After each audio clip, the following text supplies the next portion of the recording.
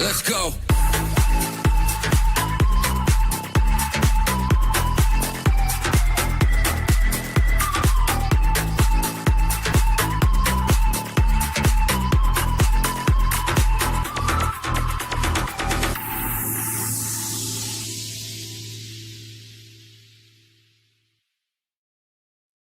Hello, good evening, and welcome to the Villa Park podcast. Yes, we're back. We've had a couple of weeks off, but we're back now with a big show.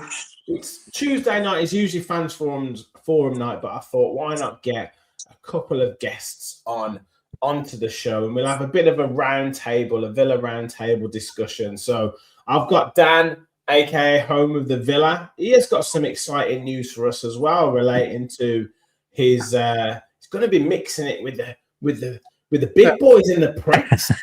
So we'll get more on that exclusive later on. We've got Gary and we have James from Every Week We Follow, and we'll have Josh joining us from, I think he's now called himself rebranded Villa Vibes. So hopefully the vibes will be good. Hopefully the vibes will be good around Aston Villa when we get back off this international break. But make sure you hit the like button, hit that subscribe button. We're on the road to 7,000. I feel like I'm saying that every week, but we are getting there, I promise. So make sure you hit the like button, hit the subscribe button, and make sure you're following these boys as well on all their socials and the boys that Every Week We Follow on everything. YouTube, TikTok. Yeah, everywhere. We're everywhere, mate. We're everywhere. Boys. Yes. So get your questions, your comments in. Going to keep it. We want your interaction. Who's watching? I can see loads of people in the chat already. So keep your questions coming. I've got some questions pre the show as well to go through. But I want to talk about the run-in. We're getting to the business end of the season. Are Villa destined for glory? I want the boys' views on that. We're going to talk the rebuild in the summer, how that looks depending on where we are, where we finish the season, or how we finish the season, and whether it might be worth letting a couple of big players go to bring more players into the squad. And then, as I said, we'll get into some chat around various other subjects around Villa. So, yeah, should be a good one. First of all, though, Gary, we were chatting backstage, but how are you doing, mate? Are you missing football at the minute? Like, this is crazy, isn't it? 2.5 weeks with no football. Mate, and it felt like 2.5 weeks with no football watching international football, mate. Honestly, as I said to you backstage, I've fallen so out of love with international football. Like even with anything, I've watched some of the qualifiers, the Wales game, and I just haven't felt that kind of excitement. Like, and I'm buzzing for the football to be back this weekend, mate. Like, it's kind of we start with a trip to Bologna, don't we? Obviously on Thursday, which is massive, mate. And for me, it's weird. It comes down to this, isn't it? It's 7 cup finals in the league, and I think 12 games left in total if we get all the way to the Europa League final and a trip to Istanbul. So yeah, bring it on, mate. I've got a good feeling about it. I'm going to be positive today. I'm good. New vibe. I like it. Oh, mate. And also I've got to apologise to Sam, mate. I know he's not here, but he might have told you that we had the launch party of Analysis a couple of weeks ago, and I got a little bit excited.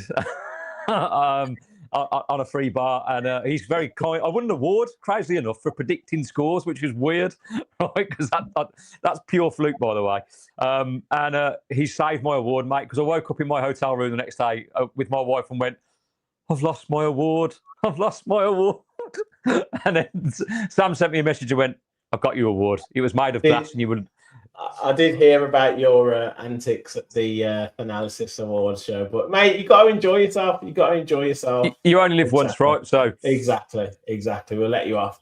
And Justin has, unfortunately, he had to cancel. He is down. He's up in Manchester from Birmingham, down for me from Newcastle, but he's on the overlap tomorrow. So he's unfortunately. Justin couldn't make it, but we've got the boys here, and we've got, let's say, Josh joining us very soon as well. Dan, you had to go and watch Walsall on the weekend to get your football fix. How are you doing, mate? Yeah. I know the football at Villa Park hasn't necessarily been the scintillating best that we've maybe been used to or spoilt for however long. But my God, like I get people if that's their local team and what have you, but Jesus wept. I'm like, even when I go and watch the Villa sometimes away from home, you're like, why have I done this? Because okay, recently we've been all right away from home, but like to go and watch League Two football away from home, Jesus Christ, it's bad. But yeah, it was okay. It was a game of football. Albert Adoma was there, so Yes. It's always a winner. I'll Exactly. class Uncle that Albert. as a bit of a Villa fix. But yeah, I'm not sure I'd be going away to Barrow like the Walsall fans are in a few weeks to go and watch it. But yeah, it was okay. Good. And James, great to have you on, mate. I hear you were on your jollies as well, getting a bit of a holiday. Was it the other week? No, we can't. He's lost his voice, mate. Nope. As soon as you mentioned that we weren't going to talk about Watkins, I know. That's it. Yeah, we said no Watkins chat. Jump back out and come back in. Yes. Yes, good lad. Right. We're doing the roundtable charades now. Yeah, just keep coming out and in. Just be us three, boys. Just be us three. No one else is joining. So let's talk about the running, because you mentioned it, Gary. Potentially 12 games, 7 in the Premier League. I think the world is looking in a much brighter place after that West Ham game. And my kind of problem with the previous, obviously the results weren't great, but it was more about the performances. And I know I've said this to Dan so many times and ranted at Dan, ranted at Sam, ranted at whoever else, the cat, the dog, whoever. But it was to me, it was about performances, right? I can take losing, I can take disappointing results. You know, you could get a last minute goal against you, whatever it might be, right? But it was more about the kind of perceived lack of effort, the lack of movement, the lack of mentality. And just to see Villa, I think it started in that Lille game where we had some smiles on faces again. We had some the pressure was lifted off the shoulders of the players a little bit.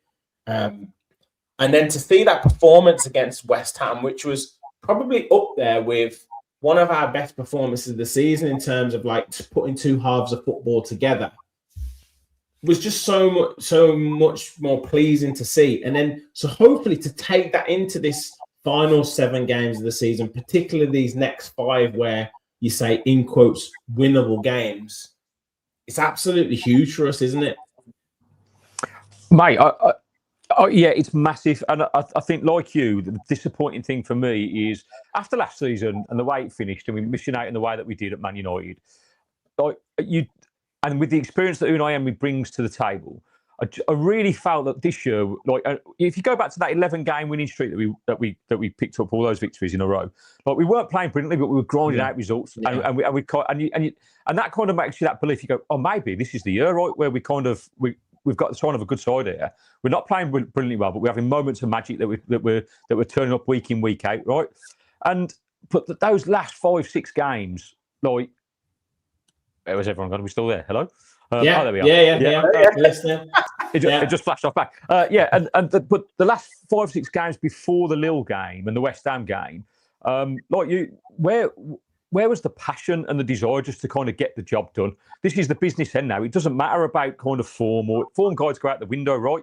It's about who wants it the most. So whoever's going to qualify for the Champions League, whoever's going to fight relegation, it's down to those 11 players that go out there to leave everything on the pitch. And we know that we've had massive injuries to our midfield, and that's why that's been missing. And it speaks volumes that John McGinn comes back and all of a sudden our levels raise, right? It's not rocket science.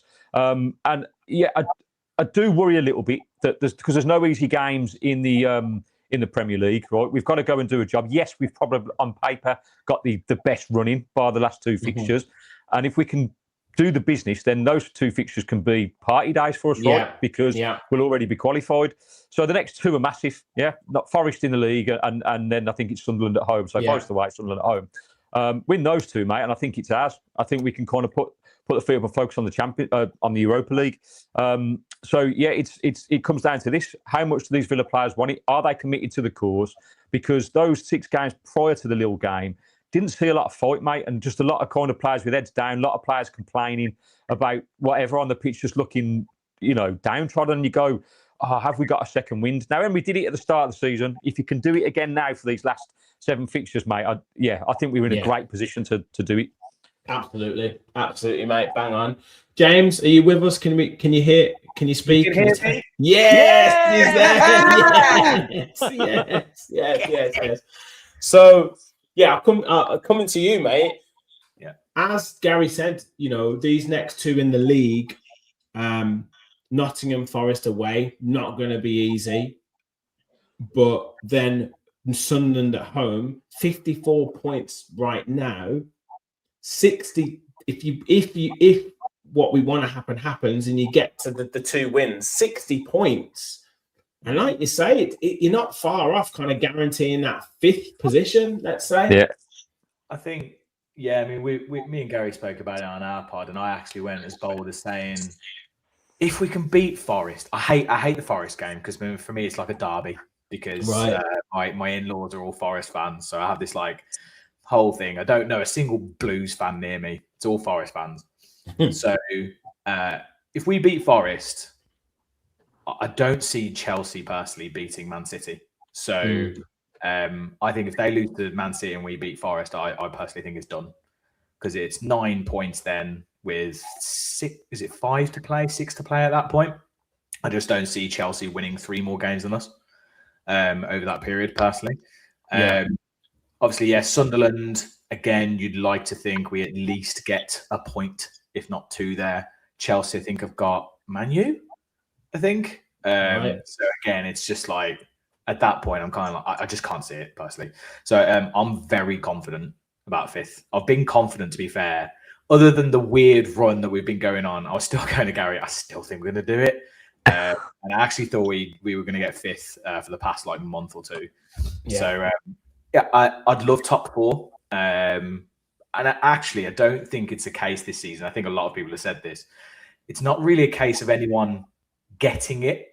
It's just no one seems to want it. I agree. And also, with regards to the other teams, I'm always loath to look at other teams and they've done this and they've done that, because invariably Villa tend to mess it up when we do that. Whether I'm sure they're not looking at those results, but it does add a little bit of extra pressure on, I'm sure. So I very rarely do it. However, when you look at who Chelsea are playing, when you look at who Man United have got to play, when you look, Liverpool have got games against those teams around. Well, if they draw, then that's both teams losing points in that race. One of them wins, the other one loses. So that's that team that drops away. So it is that case of someone's going to get 4th position. Someone could get 3rd position really by default, just off the back of them having shit results against each other. I still believe we'll finish above Man U. I was actually on Sky, and there's a guy called Bradley Tooth, and he really rolled me up, because he basically went, "There's absolutely no way." In his face, he was like, "There's no way you're going to finish above Man U," and I was literally mate. Oh, God. Mate, we have to. I've got a bet with a dad at my daughter's football. He's a Man United fan, that we finished above him. And when we were 11 points clear of him, he was like, "Okay, we'll have a bet." And obviously, it's all changed around it. Now, every week at football, he's like, yeah, it's still possible. What is it? A point off them? We're a point off them. A good run. Like you said, we've got very winnable games. I mean, they're difficult games because their teams find it out, and we do often, we struggle against that kind of low block. We played very well against West Ham. It's one of the best performances I've seen for quite a while. Yeah. And hopefully it's just going to give us that confidence. And if he plays that kind of double pivot again, and he plays a similar kind of personnel with now Tielemans back, McGinn giving everyone a lift. It feels like it's all just coming together at the right time. Fingers crossed. Yeah, 100%. 100%, James. Dan, slightly different question to you, because of, I guess, the positivity now after 1 or 2 good results. Obviously the Europa League plays a big part in that in terms of those results. But is it a little bit of a slight criticism, or I don't know, like a little bit of a strange situation that we know what a big player John McGinn is, right? But isn't it just a little bit of a sad indication on the players that John McGinn coming back has had this crazy impact on the team? Like, because that to me is a bit of a, I don't know, it's just a bit of a cop out for the players, like the other players on the pitch. And I know Tielemans is a big player to come back in, but you look at the intensity of the closing down when John McGinn's on the pitch. You look at the influence that he has in terms of 2 goals in 2 games. But then you look at when he goes off, then all of a sudden, like the drop off in closing down and impact is noticeable. Well, I mean, he's 32 nearly. Like, what are we going to do when he's not here? Or why is it? And again, this is a frustrating thing about someone like Amadou Onana, when he should be taking on that mantle. Like, he should be the one. And now I kind of get why he was trying to put Mings in the side, even though Mings isn't that good, because he's got a mentality and an influence of closing down, getting in people's faces. Like, isn't it a bit of a sad indictment on the players that we've got that it takes one player, John McGinn, to come back and all of a sudden everyone starts closing people down? Yeah, I think we've gone over it. I think every Villa fan, no matter where they are, has gone over how big of a missing Tielemans, Kamara, and McGinn all at once. I think as you say, it's not a great reflection on the other on the players. Okay, we've managed to sort of get through this spell, not really losing too much ground. Obviously, if every other team had an immaculate record, we'd probably be 15 points adrift, and then all of a sudden it's like, well, the whole season's gone to pot. But I think the thing that you miss with a McGinn and a Tielemans.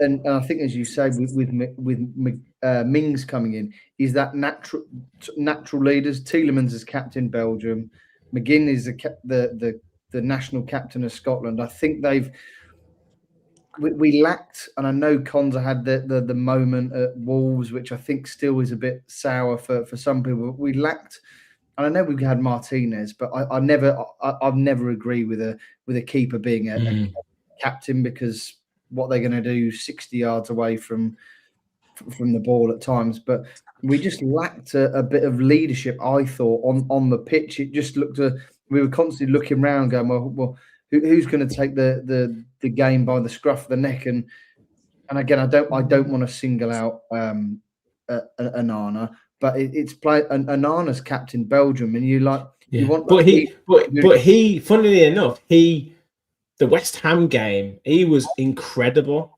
Yeah, but like, and I get it, right? Yeah, McGinn adds something and then takes a bit of the pressure off. I fully understand that, right? I'm not saying that, and he is a big influence, but it is strange that like the players couldn't seem to put that effort in, to put that extra yard in. And it takes John McGinn, because he even said it in that interview before the Europa.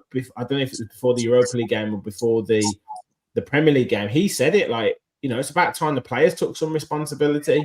Yeah, I mean, I said to the guy next to me, who's also called Dan, seasons ago, and I said, this performance against West Ham reminds me of when Grealish came back in the Championship winning season against Derby.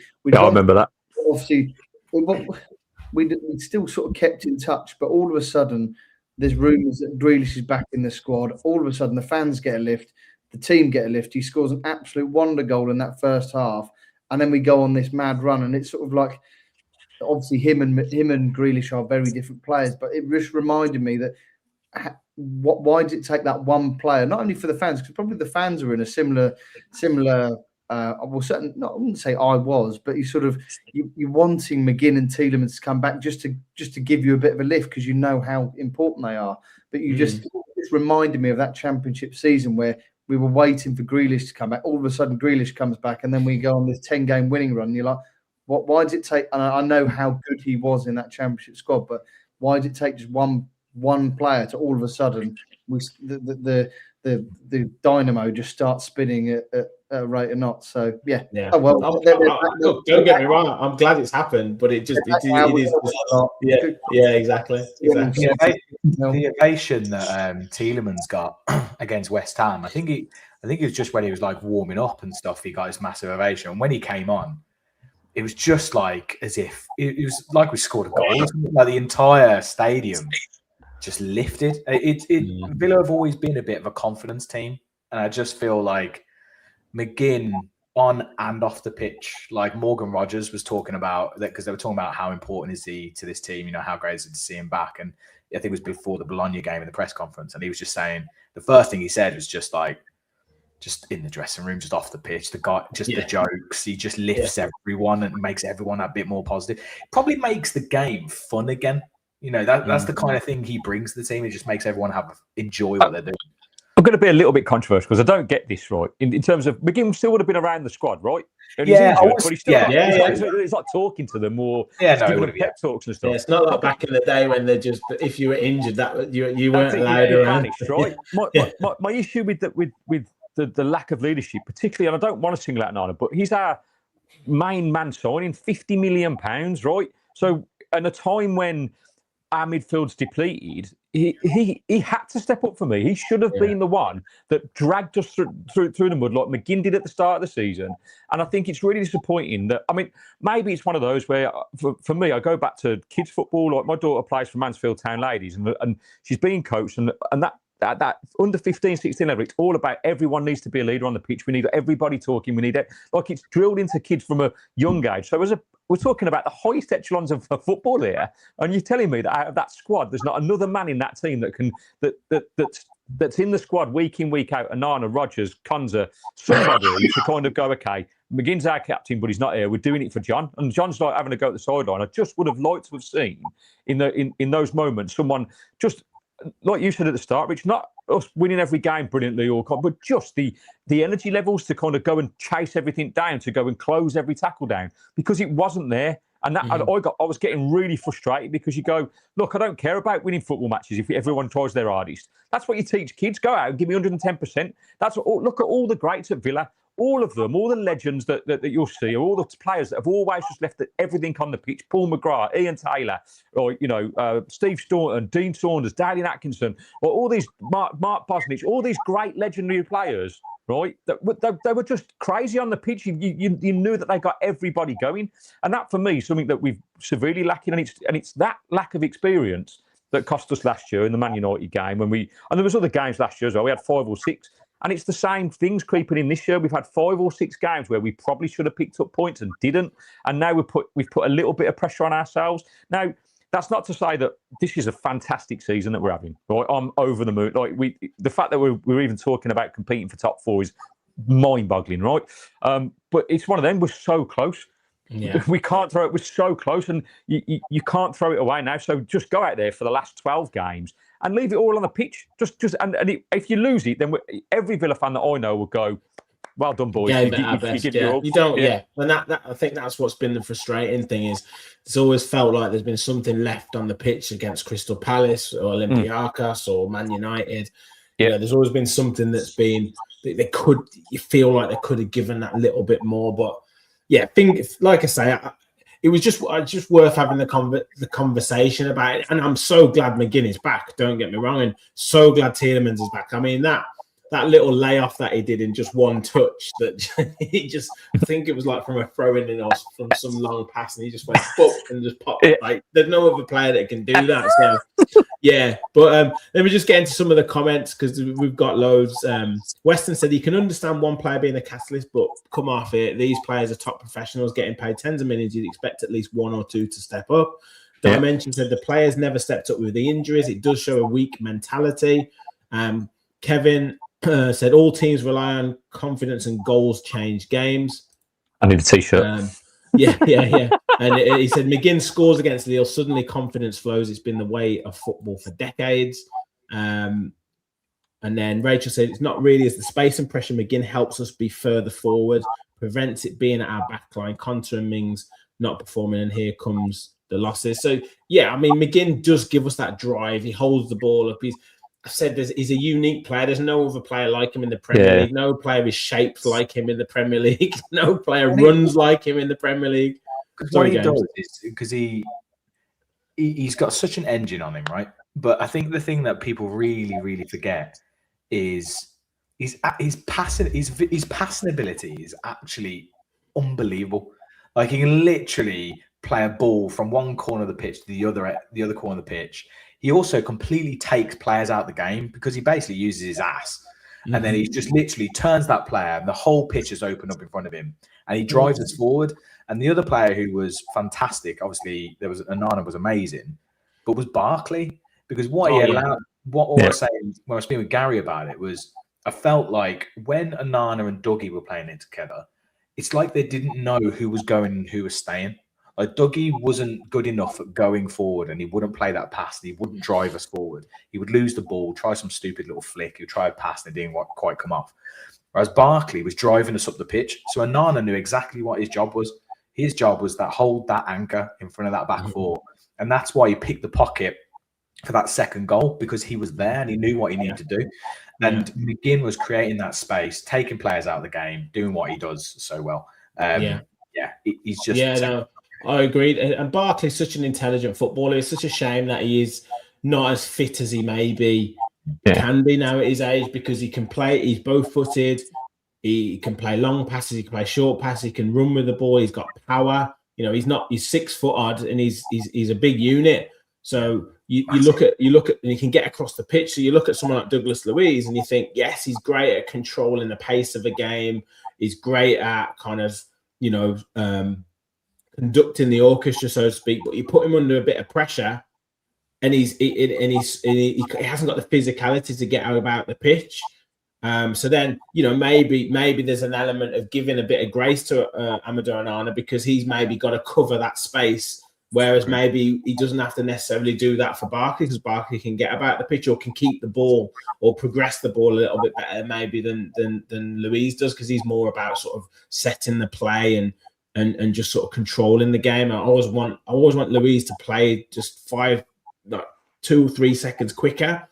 Someone like Tielemans never takes any more than 3 touches on the ball at any one time, and that shows you in the Premier League that's what you need. But we've got a good. There's a good balance now in that midfield, and midfield's so important. Just moving on to that glory, because Champions League qualification would be great, but the glory is winning that trophy, right? Gary, come to you first. Are Villa destined for glory this season?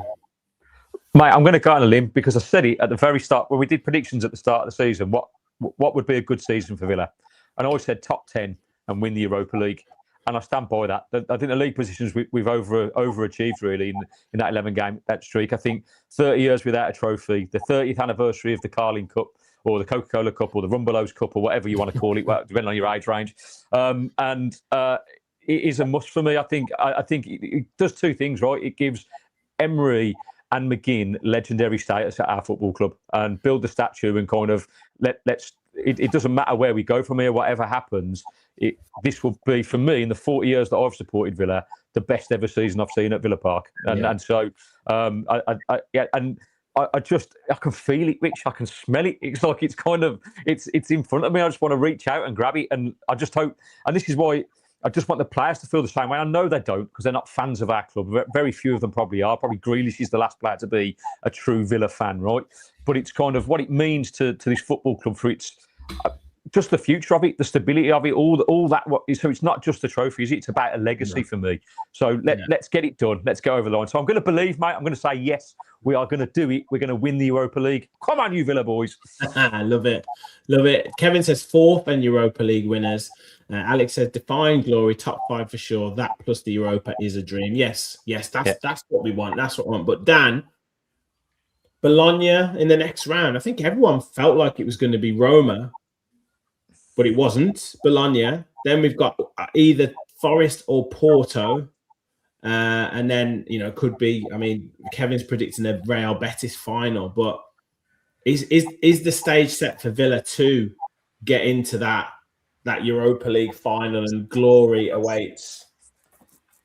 I mean, Yes. To put it bluntly, I think it was one of those ones where you look back in the Conference League season and you're like, we probably we were the favourites. We threw it up the wall at home to Olympiacos, but it was our first year back in Europe. No one expected us to go as far as we did in the Champions League, and I think we were probably 5 minutes away from taking that to extra time. And then you look at sort of PSG faced Arsenal, and obviously Inter Milan rolled over, and you think what could have been then. But I think this year is probably our best season in terms of capability with the squad we've got, the Europa League. It's the third year. A lot of this team now have played European football for Villa, and I think you sort of look at the last round and you're looking at, well, we're in the worst side of the draw because there's Roma in there. There's Lyon were at the other side of the draw, but you start looking through going, well, Lyon's a tough game, Roma's a tough game. Those two get knocked out, and all of a sudden you're like, hold on, Villa are now like all the Opta analysts are like, all Villa are like 48% favourites, and then the next one's like 16%. And I know football's not played on percentages and favourites, but you're just like, we played Bologna before at Villa Park. They weren't much cop. I know that's gonna come back and haunt me. Don't say it, Dan. No, you just be confident. Be confident. Be confident. We've played Bologna a couple of times. I think we're getting McGinn and Tielemans back at the time we have is going to push us into this final run in League and Europa League with some momentum. I can't see any reason why we can't comfortably get past Bologna, and then you're into a European semi-final. And I think I know we've had a bit of a sticky spell at Villa Park, but again, I still back us to beat any of those teams on that side of the draw. Even if we go 2-0 down in an away leg, we've seen what we can do at Villa Park against PSG. If we can do it against PSG, then I can't see why we can't do it. So yeah, I'd back us to get to the final and win that bit of silverware. Yeah, good. Josh, great to have you with us, mate. It's Villa vibes. Not Villa from the stands anymore, mate. It's all about the vibes. Yeah. Change the vibes, change it up a bit, because we were vibing on the pitch at the time when I changed the channel name. I might call it Villa Doldrums now or something. Don't. Yeah, but yeah, no. Sorry, obviously, as I said, I sort out the kids tonight. But yeah, yes, no, of course, mate. It's, no problem. It's been a while. It has. I feel like it's been a while. I feel like it's been a while even thinking or talking about Villa. I've sort of let it just leave my mind for a bit and have a bit of a detox from it all. But yeah, just hearing about the Europa League, I stand by this. Villa's toughest opposition is themselves. Yes, and that's it. This is what I was going to come to you, mate, because I think we had a question from Alex, and this is why I wanted to come to you. Been watching the Europa League games. No one is close to Villa, says Alex. But we have the gumption not to bottle it? And this was you were the perfect person to come and answer this question, Josh. Yeah, we're our hardest opponents, because no one can tell me with certainty that there is going to be a Villa performance where we're not going to just have that, as the word is, bottle. There is those moments. There's those moments of errors. There's those moments of complacency. We've seen it season after season. Man United at Old Trafford, Crystal Palace at Wembley. We bottled Olympiacos in a Conference League. Let's be honest. Like we brush over that because we give it a bit of a. It's the first time we've been in Europe, but those sort of matchups are where we've looked at some of our biggest players, our biggest names, and they've gone missing. And that's it. I stand by it. Yes, this team is good enough to win the Europa League. I don't care who we play or what we play. It's just will our players finally stand up and be counted for, or are we going to hide again? And there has been moments this season, Rich and the panel, where I've looked at it, and the biggest one that I remember is when we were 2-0 down against Brighton, and we were away from home. Those were the type of games last season where we lost, where we would just fall off a cliff. We didn't have that. And then there was that fight, and there was that sort of, stomach about us that went, do you know what? We're not going to be that. But there's also been performances at home this season where we've looked at it and gone, okay, yeah. So you know, I just hope the lads have learned. It's the same, you know, if there's one thing we want to, you know, everyone moans about the squad and it's the Dean Smith players and all this and that. If there's one thing that, if you want to put a positive on that, is these players have been through everything together. These players have gone through a lot together. If they haven't learned yet, then they never will. And that is it. You know, your Matty Cashes, your Consters, you know, those boys in the back line, especially, they've been through a lot. You know, Watkins. You know, the real core players who've been through a lot with us now. I can't hide behind excuses. So yeah, a long-winded answer, but essentially we are our hardest opponents. Yeah. Please, I don't care our opposition. I really don't. It's just about because we're good enough on paper. About us. Yeah, absolutely, mate. It's about us, and I do agree with Dan where we have managed this. We've seemed to have managed this Europa campaign well. I know the level of opposition isn't like the Champions League, but we've managed it well. We've managed the two-leg situation well. So even, you know, like you say, even if there is a stinker of a half or some sort of bad moment, I still feel quite confident that we'll get through it.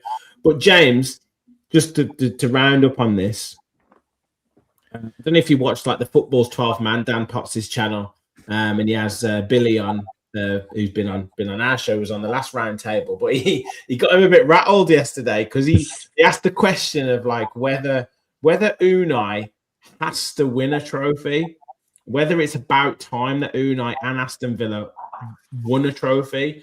You know, we keep saying that he's a brilliant manager. We keep saying his Villa team are brilliant. But is it about time that they put a trophy in the cabinet? I mean, it's definitely about time. I think for the club. I mean, when we were at the West Ham game and they obviously wheeled out the '96 trophy-winning team, and I was sitting there. I was going to my brother. I was like, "Fuck me, they're old." And I was literally like, and I was like, "Look at Brian Little. Oh my god!" And I was literally like, as if that's the last team to win a trophy. That's the last team. I was 6, like absolutely insane. And it's, I think it's about time in terms of like whether I think we will. Yeah, I don't know. I don't like Villa. Don't like being favourites for whatever reason. When we're favourites and stuff, it just doesn't seem to sit well with us. Which is why we were so good in the Champions League. I feel because like we were this kind of unknown thing, and we performed against PSG and all these teams. I think Unai feels like he needs to win something in his tenure. I think everyone in this squad at the moment, like Emi Martinez has said he needs to win something in this team. We've all said John McGinn has to win something in this team. Like he deserves it. I think everyone deserves it, but you don't always get what you deserve in football. And I think there's still generally a long way to go in this season. There's still a lot of things that can happen with the squad. We know how fragile our team is on the pitch, where if we lose a player or if something happens or we get a couple of bad results, things start to go the wrong way.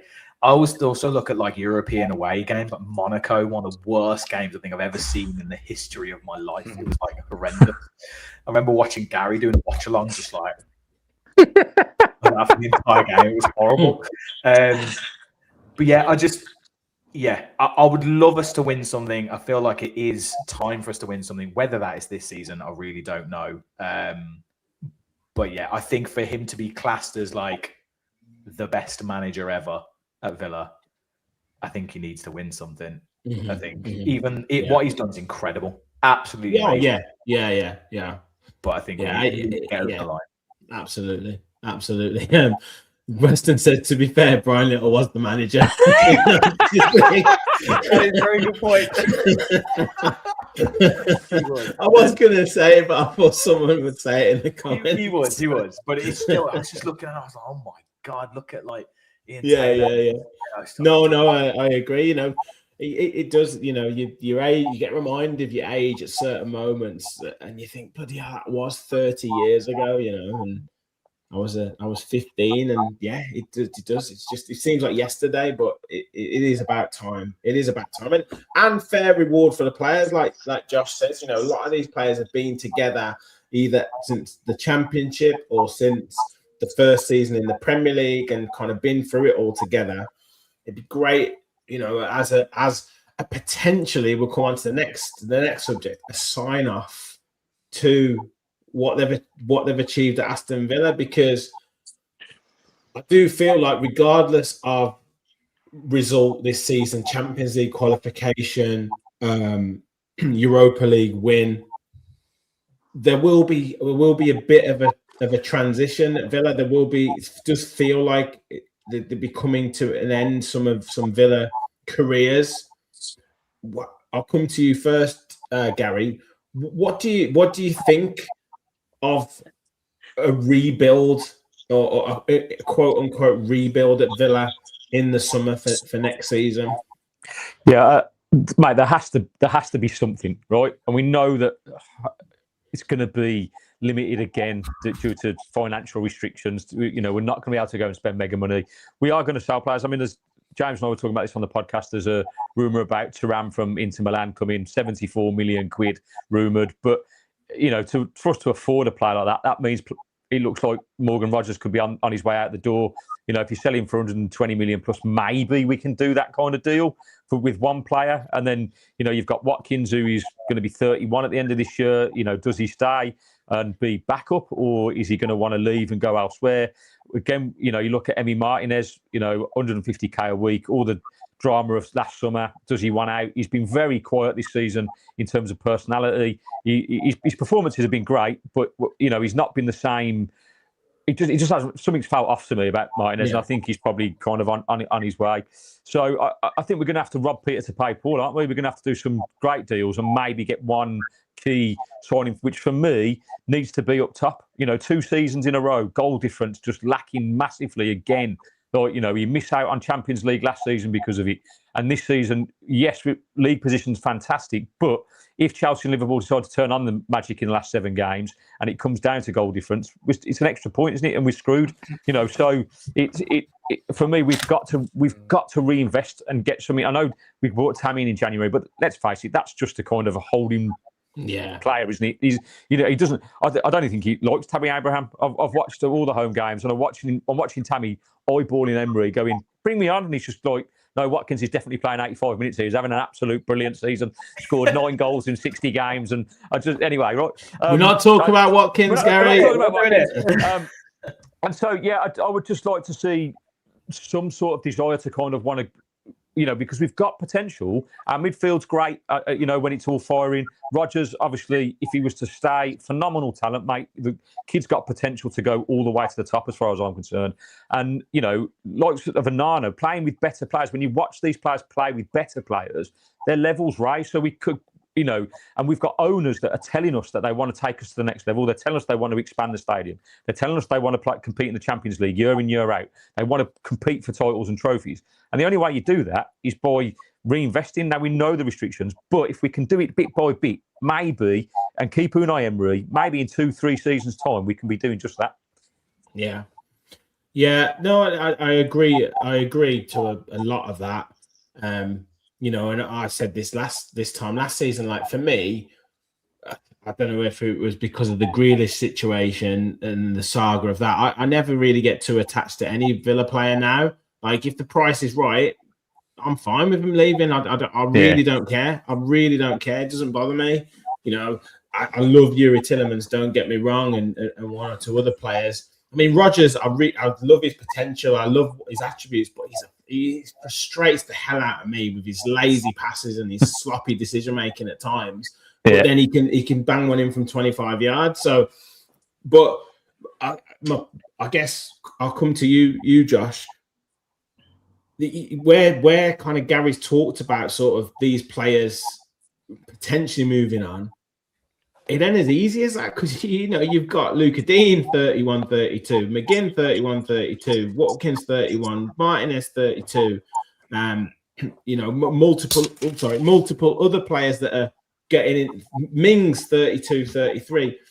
You know, how are you gonna be able to A, move these players on who are on big wages, and B, who's gonna want them? Like, and are they gonna want to move? Like that's the other thing. And then, you know, I think someone's put in the comments about it. Yeah, it is about quality over quantity, because if you could get into a situation where you let these 6 or 7 players leave, I don't want to sign 6 or 7 other players. I want to sign 2 or 3 top quality younger players, but I don't know if that's going to happen, Josh. There's a real possibility that things could get stale at Aston Villa. And my worry is not... There's going to be a point where Unai Emery turns around and goes, well, what more can I do? What you know, everyone gets bored. Everyone gets frustrated in anything they do in life, whether it's a work, whether it's a project, whether you feel like you're not going anywhere in your life, whether sometimes you feel like, do you know what? I've hit a brick wall. I need to go look somewhere else now.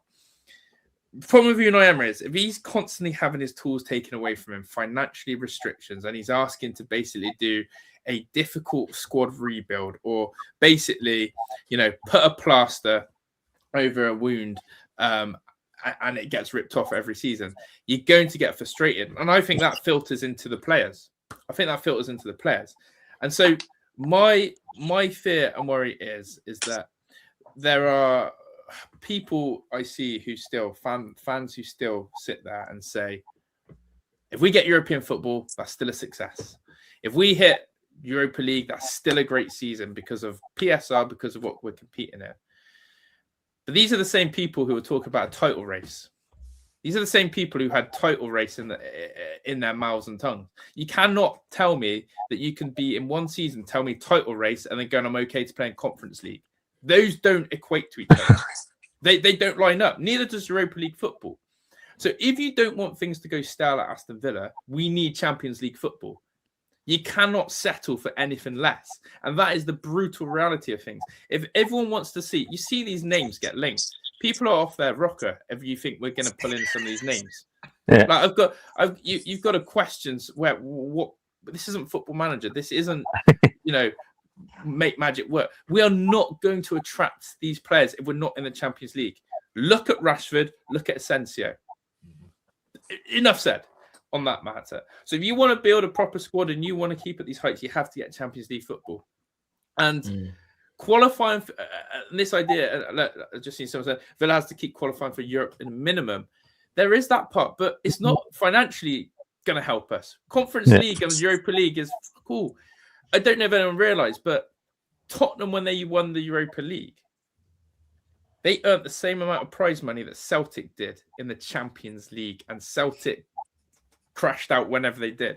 This is like astronomical, and this is why people need to, realise that the Champions League football is beyond Orlando. So these squad rebuilds, for me, it all depends where we finish, Rich. Genuinely, it's all fantasy until we realise the picture. And the damning picture is no Champions League football. You're not getting the names you think. We're having to go for these scratchy deals. And the issue, as you said, is selling players when we're in the Europa League is going to be just as hard. So I've got a big break with that, Rich. So anyone who put title race in their mouths, publicly said it, had a beer with a friend and said it, do not accept Europa League football. No, mate. I'm with you. Yeah. I was saying title race. Josh. I was saying title race, but I was ranting and raving when we were putting in stinkers, and like people were having a go at me because I was like, look where we were 6 years ago, fans can piss off. But in other words, because we ain't there anymore and we can't have those expectations on the players and the club. And if we want to hit those heights, if we want to keep a manager like Unai, if we want to attract these players, if we don't want to be bringing back the likes of Leon Bailey, out from the cold, then we have to. Bailey can't even start for Jamaica. That's how bad this player. He can't even start for Jamaica. Bailey's my boy, and I want Jamaica in the World Cup. So But anyway. I think what we need to look at as well is I completely agree with Gary's point and Josh's point, but we also need to look back at how bad our recruitment's been the last 4 or 5 years. It's been sort of noted with even people on Sky Sports and other pundits. You look at players that we've brought in, and then 18 months later they've gone out. And we've then bought back a player that we've loaned out I'm just talking like the Marlon and Bailey. And I'm not saying if we had Marlon, he'd have scored 25 Premier League goals. Yes, he's doing well at Roma, but we need to actually look at our recruitment, whether that was Monchi, whether Emery's been leading bits and pieces. But you look at the number of deals where you're like, this player's been bought in as a prospective talent, and Nedeljkovic probably never going to be seen in a Villa shirt ever again. Ozcan, who went out to Anderlecht, then he's come back from Anderlecht because they don't like him, and he's gone to somewhere else in Turkey. Like, we've done some what look on paper like really good bits of business, and then 6 months down the line, we're never going to see them again. And it's just, I think it's set to be a massive summer, but it all depends, as Josh said, where we end up playing football, because we end up playing Europa League football again. It's going to happen. We're going to sign a player from the Turkish third division in the Squirrel League, and we'll never. And Dan, you know what's going to happen as well? People put hopium on it as well. Like, we actually try and kid ourselves. We're that desperate with signings. Like, people like Tammy Abraham. There's too much sentiment around that guy. Like, that's a hopium signing. Like, if he's the answer, Douglas Luiz. And like you just said, we would hype up someone from the Turkish third league. That's the type of thing we'd do. We'd actually hype it up and go, "Oh my god, this is an incredible signing," because he must be. And as you said, when you said Nedeljkovic, I completely forgot he existed. Do you know what I mean? But everyone was saying this guy was going to be the next big right back, right? And everyone was throwing everything into it. James and I spoke about this on our podcast on Monday, didn't we? In terms of that, actually, the mainstream recruitment, that Emery's done hasn't been that bad, but we have bought a lot of young up and coming players that. Why aren't we developing them? Why is Emery so refused? Like, you bought this Maggio, you've got Bayan Che, you've got Ilin Jr., there's a long list of these kids, right? That surely one of them, right, has got the minerals to play first team football. And why aren't they giving the chance? Like Alisson, you bring in, okay, he's been injured, but he hasn't played him. Like, and you go, he's either good enough or he's not. So why are you buying players to move them on and is it just PSR nonsense that we're doing it for? Yeah, this is sorry, James, I'll come to you, mate. But this is a point with Rachel's mentioned. It's the balance between youth and experience. You don't want to be left burdened with older players, or you don't want to be Chelsea who are really inexperienced and drop level. So just coming to you, James, like. We've signed. We seem to have, and I've said this a few times. We seem to have quite a structured transfer policy where we went for the odd big signing, like an Onana, someone like that, or a Diaby or whatever, that was going to go right straight into first team. Then we also spotted the odd kind of rough diamond or free transfer, whatever it was, like a Morgan Rogers or a Yuri Tillemans or someone like that Unai could work with and turn into, a real player.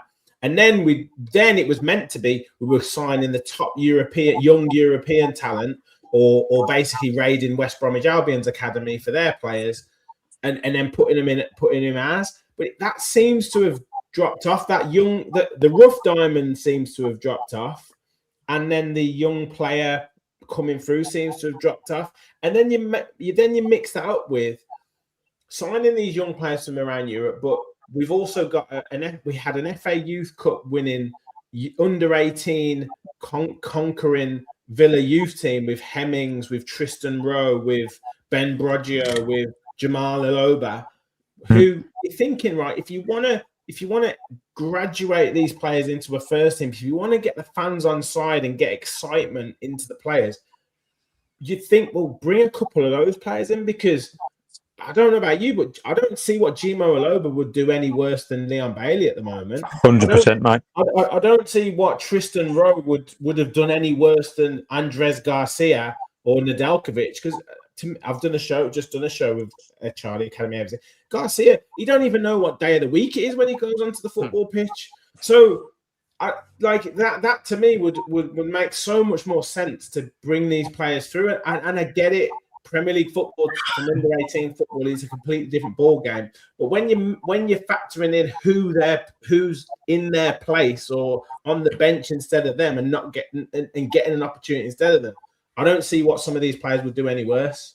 Yeah, young and hungry, mate. That's what you can't. That's priceless for youngsters who are playing with their hearts on their sleeves, who haven't quite been corrupted by the powers that be, that you want.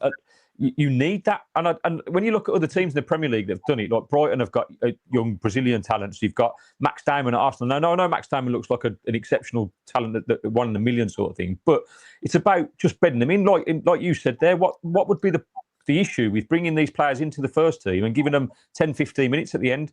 When you like you're doing with Leon Bailey, who does absolutely nothing.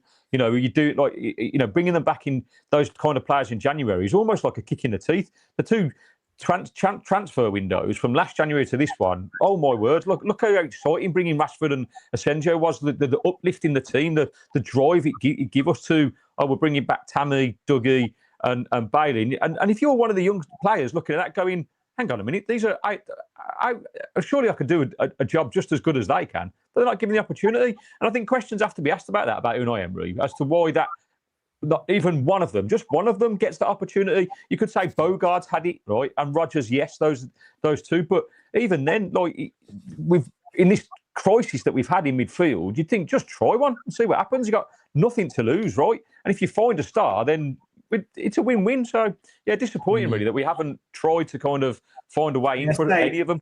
I don't know if I'd say you got nothing to lose. Like, it's quite a delicate situation right now. If we, if these players come in and they have a stinker and we end up losing the game because of that, it's actually quite a big. No, Gary. Yeah, we talk. No, totally understand. So I think the one that's like the anomaly with the whole thing, whenever I think about is Leon Bailey. It just doesn't make any sense. I don't understand the Leon Bailey thing. I don't know why he sees in him. He played him forever at the start of the season. He then loaned him out, then pulls him back. No one wants him back. He's horrendous. Like, he's been terrible. Obviously, he had that one good season. We did bring in Alisson. He wants to play Alisson. He's been injured for 10 games since he's come back. Like, he missed 2 games the entire time when he was at Gremio. Comes to Villa, misses 10 matches. So I'm sure that wasn't in the plan. With the whole like transfer thing, like some of the stuff that me and Gary were talking about before, obviously we don't know. We're not on the inside. We don't know what the plan is when they bring these players in. We have no idea. Nowadays, with the way social media is and the way that the media is, we know about every single player that comes in. There's some YouTube highlight reel about this player and this player. Like, this looks like a brilliant upcoming player. We would have brought players in at 16, 17 years old back in the day and then sold them on. We would never have heard of them. We wouldn't have known it even happened. Whereas now, they come in, you're expecting them to be pushing for the team, and then we loan them out or we sell them. These things, you make marginal gains, right? You make marginal profits. These things come along. If they're part of the first team or we loan them out, they get a bit of experience, they maybe come back. Things happen. We don't really know all the ins and outs. All those small profits possibly also help fund bringing in Asensio and Rashford and their wage bills. Because if we've made $1 million here, we've made $500,000 there, that then pays for bits and bobs. You know what I mean? Like, we're playing with such small kind of margins here with PSR. With the young players, we know that Emery, we hear that the thing with him and Monchi, for instance, is that Emery wants ready-made players now. He wants Paqueta in. He was the one who was trying to bring Marlon in, but he couldn't quite get him to fit in the system. He wanted Gassond, but he played him in the wrong place.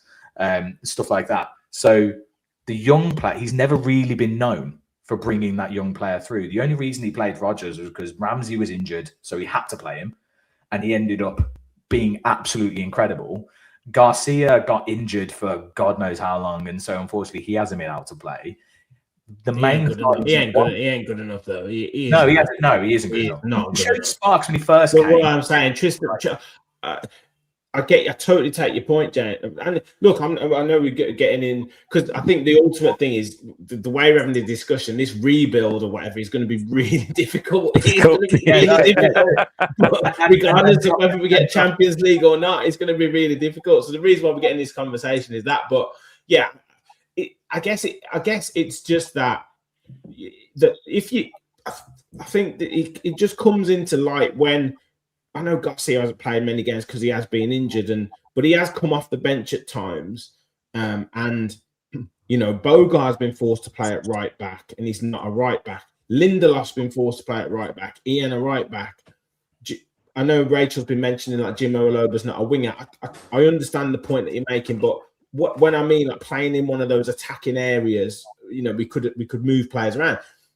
Buendia's had a pretty decent season for him, but the last few weeks he hasn't been anywhere near the player that he can be. So, let's swap Buendia for Jimo Aloba, get a bit of freshness, get a bit of life into the team. Caden Young, you mentioned at wing. Okay, yeah, Caden Young versus Leon Bailey. Like, it's just giving them a little bit of rope to kind of go at it and just have a go. That's to me something, and I completely take your point that he wants players to understand his system, to do the job, and he'd rather have ready. I do get that, but it is just a little bit. We'll get to that point that Josh said about staleness, and you can't keep going to the well with players who are 32, 33. Yeah. If you don't inject fresh impetus in it, if you don't blood young players, and if blooding young players is good enough for Liverpool, Arsenal, Chelsea, why isn't it good enough for Aston Villa? If we had an all-conquering youth team of last year, why aren't any of them? Because I guarantee you, if George Hemmings had been at Liverpool, he'd have been playing in midfield a couple of games, or Jimo Aloba, he'd have been at Arsenal, he'd have got in the team a couple of times. So that's just why I don't get. If you want the succession plan, you've got to plan. You've got to have succession planning. I completely agree with that. Especially, I mean, the striker situation. I mean, obviously, I'm not getting onto Watkins specifically, but the striker situation has worried me for ages because we just haven't had any understudy. No one. There's been no plan. If he's either gone, other than Duran, right? So if Watkins left, or if you guys head turned, or if we had to sell him for whatever reason, there was just no one. And there's still not really anyone. It doesn't feel like he likes Tammy that much. There's no one really there who seems to play the way he wants to play and is kind of ready there, made to come through. We don't have that at all. The right wing has always been a problem. Right back has also been a problem. That right side in general has been an issue for us, generally with recruitment. But I agree with the young player. I just know from experience of understanding what Emery's done in his career. Yeah, he's the player that's going to do it. He's not the manager that's going to do it. So just a side question: who's responsible for making these decisions? Because the Brian Madger, that comment that just popped up there, Rich, right? So behind him, right, he can't play because he's not an EU resident or something, so he can't play till January. Who at the football club, right, sat down and made that executive decision to make, like, what is going on? Still blaming Brexit. Like that's like you might as well put me in charge of transfers, mate. I think I'd have done a better job. Like, how has that been allowed to happen? How have we got like a budding young talent that we just can't use? Like what? Who's allowed to get away with that? Like, is that Emery? Paid 10 million for it.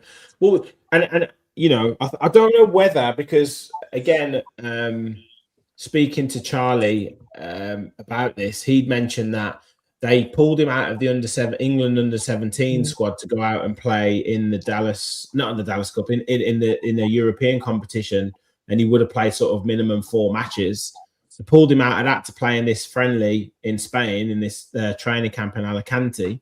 Yeah. So I don't know whether there's been some movement in this development.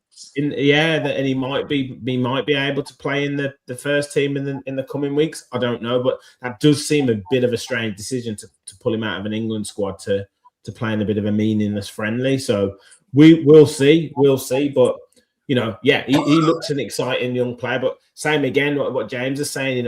We would have signed multiple 16 and 17-year-olds. I remember signing Neil Lamptey in the 1993-94 season, and we didn't see much of him. So. Well, at least we're consistent, mate. At least we're consistent. Yeah. Guys, I do want a couple more subjects before we finish, but please do hit the like button, hit the subscribe button. We are almost 200 of you in the chat. I think we got up to 200. We're on X and on YouTube, so please do like, please do subscribe. Boys, if you've got another 5-10 minutes in you, I would love to keep the conversation going.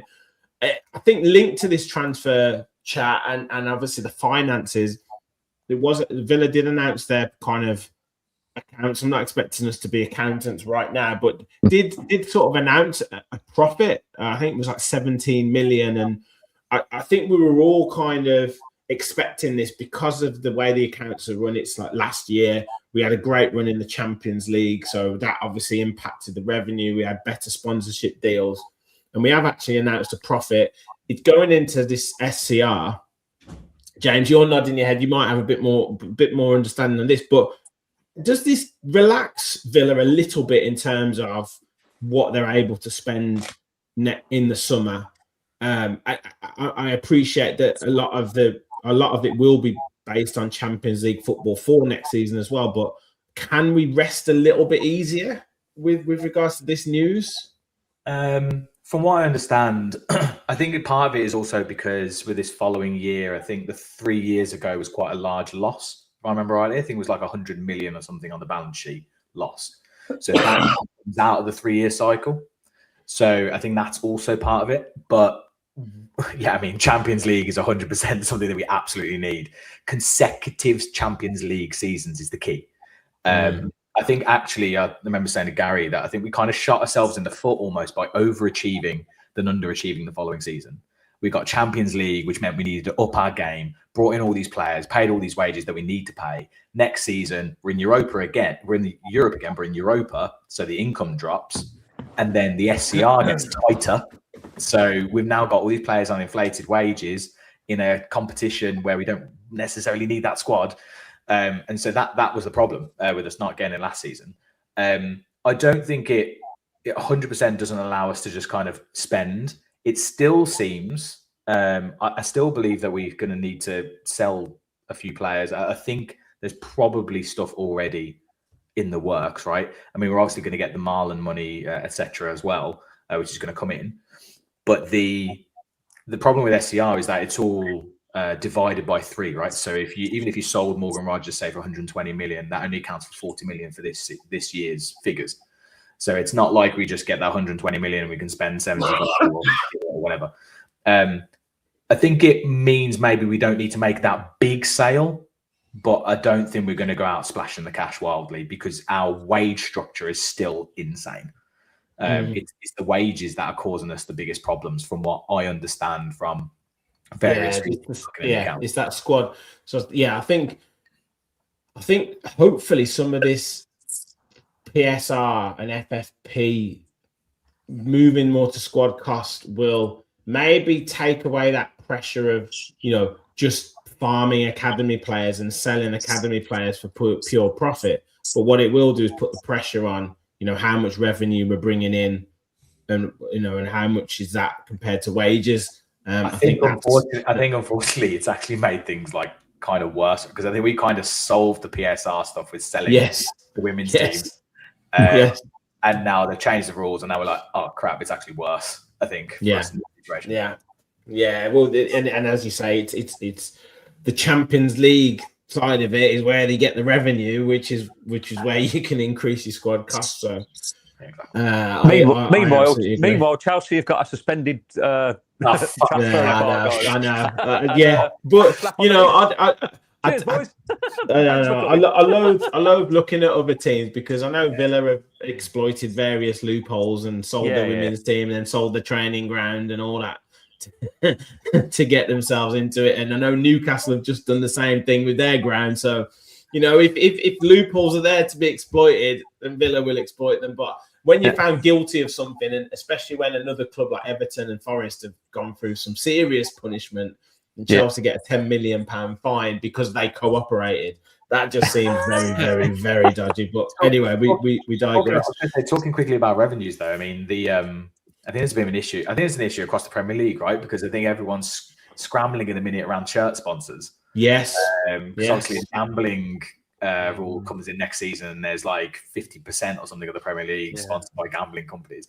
So now you've got 10 teams all running out trying to get shirt sponsors and stuff. And with everything that's going on in the world, I think it's becoming quite difficult. So apparently at the moment, we still don't have a shirt sponsor. We usually announce it in May.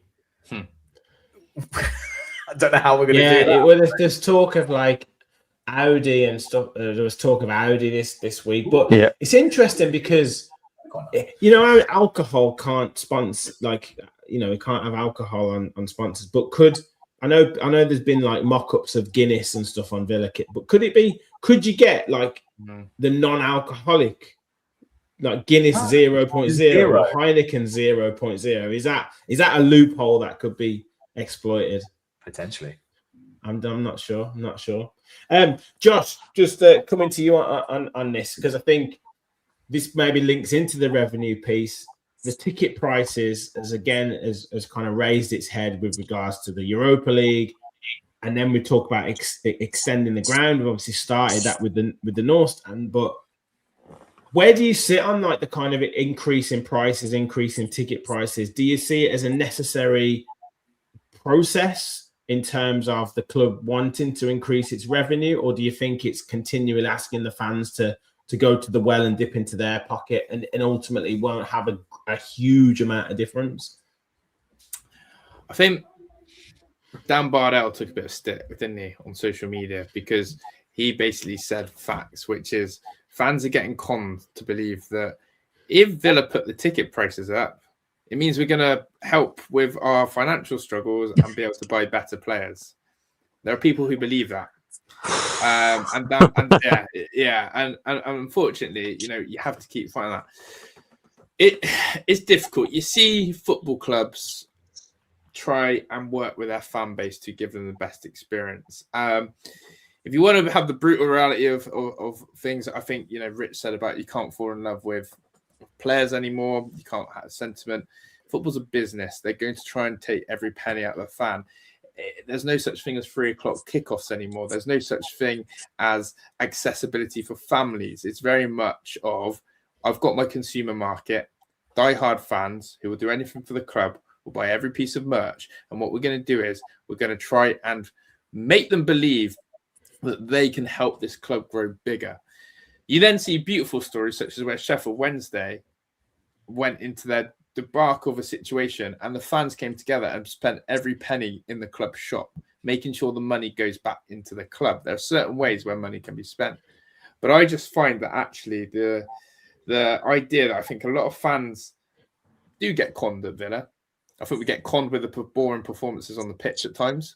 I think we get conned by the fact that the justification of almost putting category A tickets for random fixtures all of a sudden. It should have just been the top 6, but all of a sudden they threw they just throw a club in there and guess what? People still buy it. People will still do it because they want to watch the Villa, and they will and you're trying to basically break up someone's routine ritual they do every week. But it's the way the world's working. It's the brutal reality. There's going to be people there, but that's where you lose the atmosphere in the stadiums. That's where you're going to get your tourists. That's where you're going to get your fans who are there probably now more for the hospitality experience, because if you're going to go and the prices of a ticket 74 quid, but hospitality is only double that or something, you're going to do it. So there's a lot to be done. And, I do like hearing the stories. Coventry City, I don't know if you guys have seen that. They've done the season ticket initiative where they asked fans to buy a season ticket. I think it was like 5 years ago. And they said, within the 5 years, if we get promoted to the Premier League, your season ticket will remain the same. You're basically get it for free, is what they're saying. Yeah. I want to see some initiatives like that from Villa. I want to see them give something back to the fans who go. And unfortunately, I'm not seeing much of that. So it's a business. I get it. They're there to make money, but please don't lose us, the fans, because without us, you're nothing. The players are nothing. And there's just in relation to that. Sorry, just although it's not the Premier League, we saw that with Forest, and I know Forest haven't been playing great football at all, and they're struggling in the league. But I know they drew Midtjylland for the second time, a bit like us with Bologna.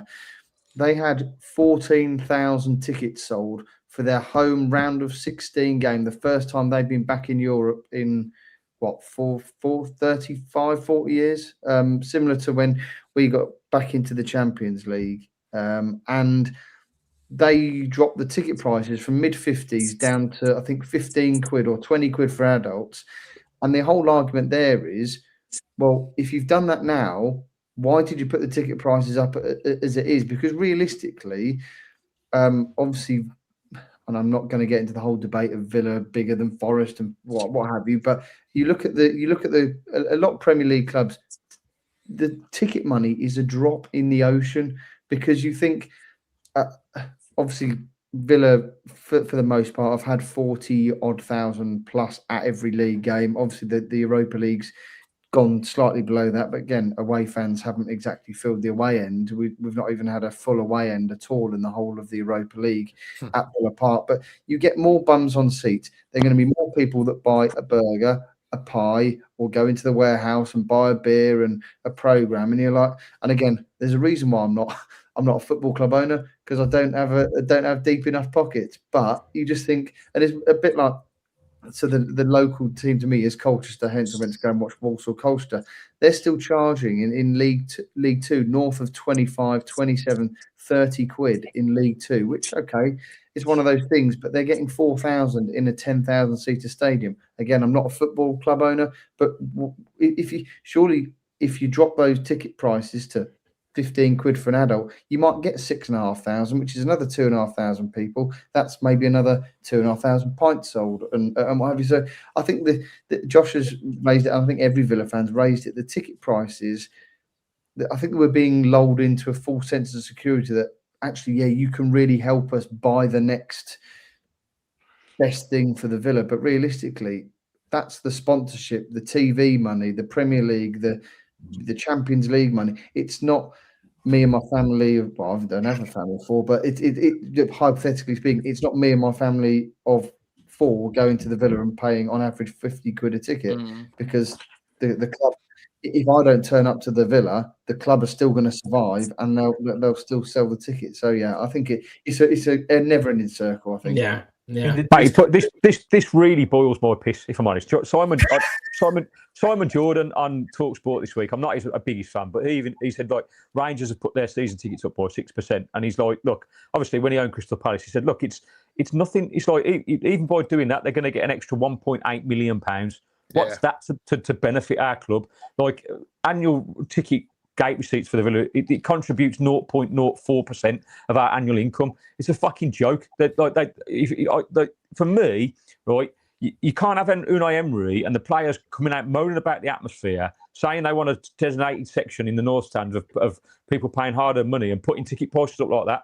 That for me, the players and the management and Unai Emery should be going to the board and going, look, we're missing a fucking trick here. Look, we want the atmosphere. We want it sold out every week. Just fucking lower the ticket prices. It means nothing. Like you said there, Dan, all the money's coming from TV, all that kind of stuff. It's just basically pure, unadulterated capitalism greed, isn't it? It's just bleed us all. And yes, we pay it because we love the club. But let's face it, like, eventually we'll be outpriced. Like, if it keeps going up the way it is, I will not. My season ticket, there's only so long I'll be able to afford it for. Do you know what I mean? It's getting ridiculous. So I don't want to give it up. But and there's no loyalty to season ticket. I've been a season ticket holder for nearly 20 years now, right? Still can't get away tickets. Do you know what I mean? It's kind of like because I came out of that system because my daughter got sick. So, but I can't get back into it, and now I have to search around the internet, and people like the good old Dan who can sometimes kind of, get tickets for occasionally, that you get it, and it shouldn't be that way. Do you know what I mean? It's like, so they just don't give a shit, basically. That's the bottom line. And if they did, they'd lower the tickets, and they could if they wanted to, but they don't want to.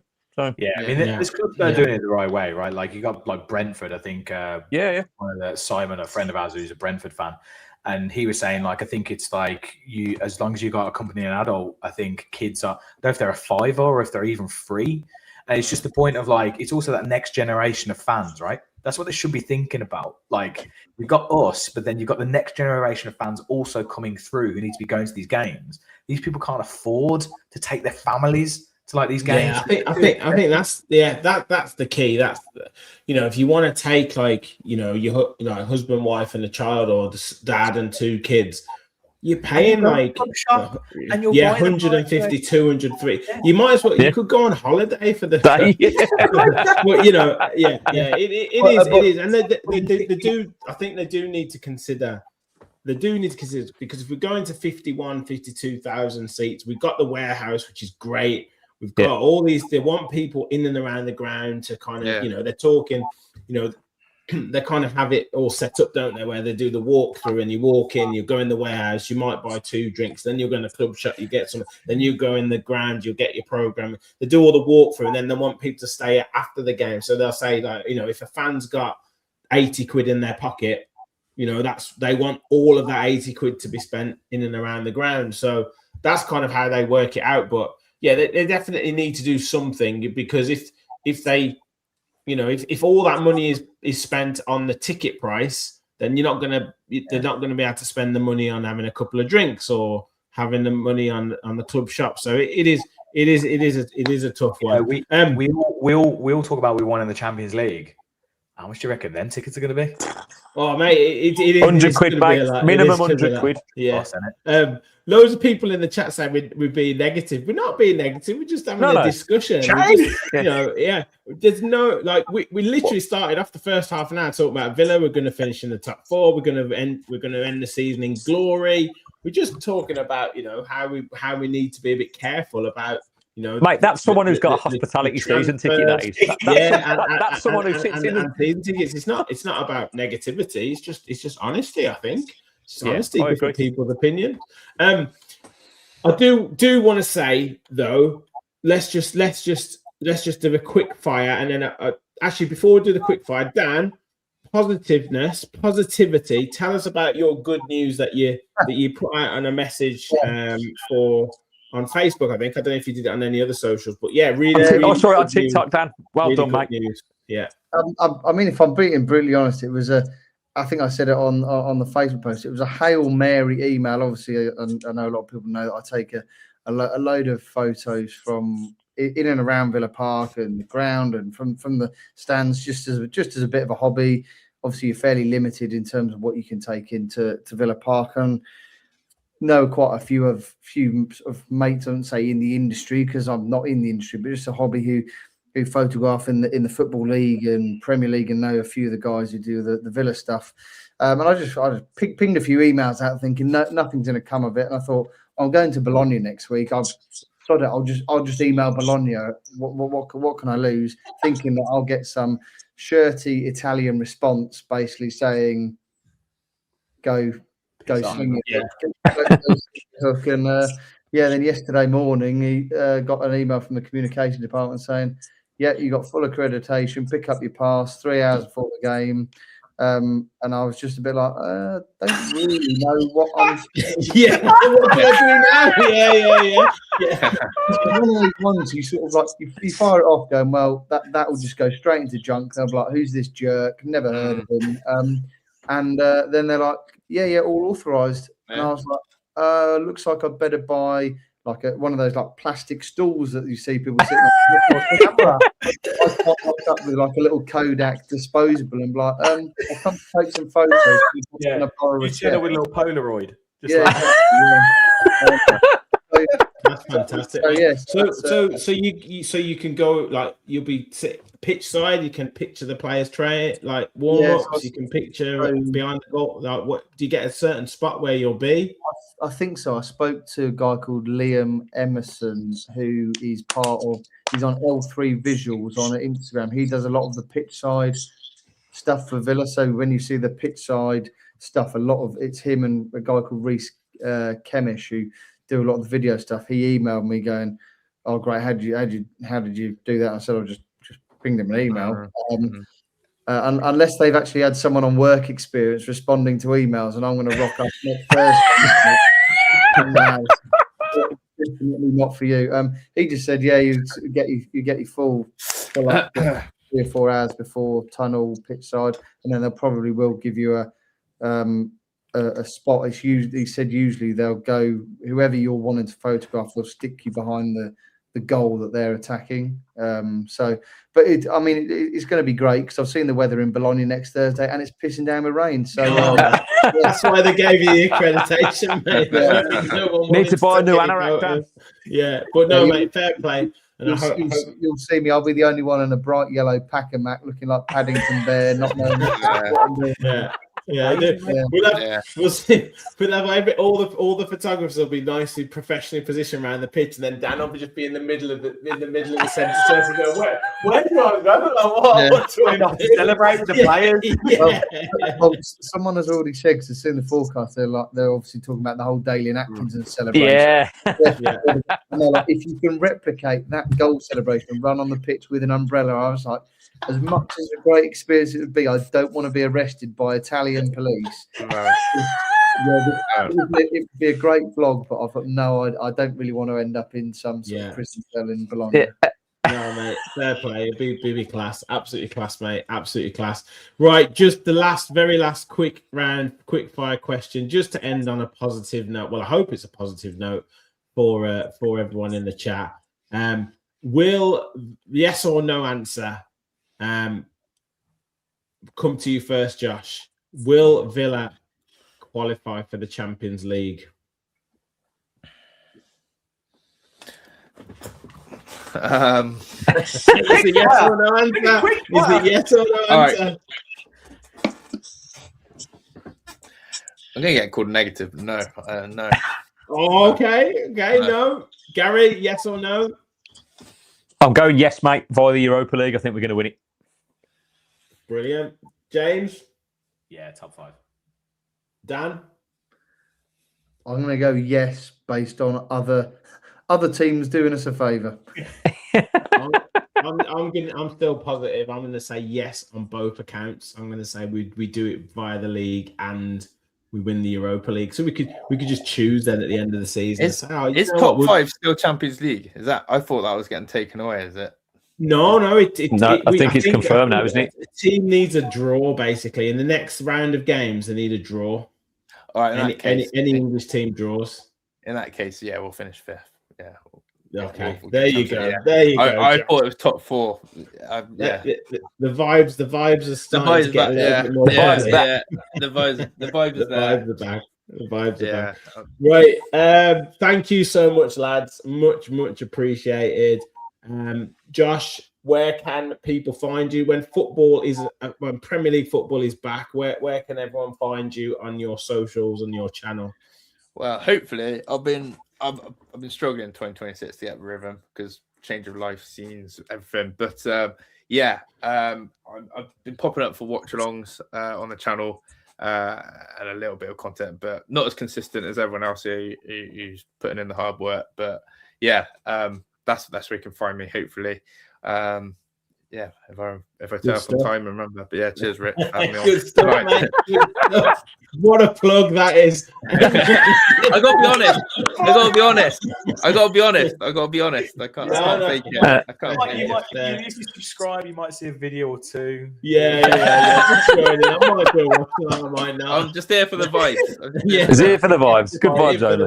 Here for the vibes. Right, Gary or James, give us a plug for your channel and your socials. Go on, Gary. We're here. We're there. We're every fucking way. Every week we follow.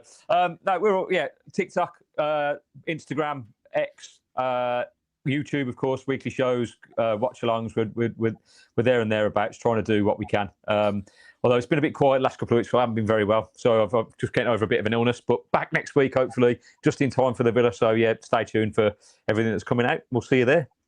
Good stuff. And Dan, home of the Villa, or at the Villa home on various socials, and hopefully some amazing pictures next week from Bologna. Yeah, we'll certainly give it a bash. But so on most platforms. Sorry, I've just been distracted by Italy getting knocked out by Bosnia on penalties. Oh, wow! Wow! Someone's dying tonight. The mafia are going to be out in force. Yeah. Good job. We're not playing Bologna this week. No, I was going to say, even a week to get over it at least. Yeah. On most socials. So Good stuff. Well, thank you, boys. Much appreciated for joining.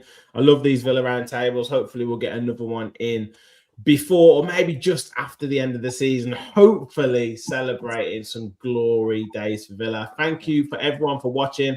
Please do hit that like button, hit that subscribe button, follow all the lads. Make sure you subscribe to all the lads' channels and getting involved with their content as well. We'll be back with I don't know. I might do a bit of a transfer roundup. There's been a few rumours, so I might do something like that. And Fans Forum will be back next week. Match preview for Bologna, live watch along for Bologna as well. So all the shows will be back in the coming days. Thank you all for watching. And as always, remember, win, lose or draw, we all follow the Villa.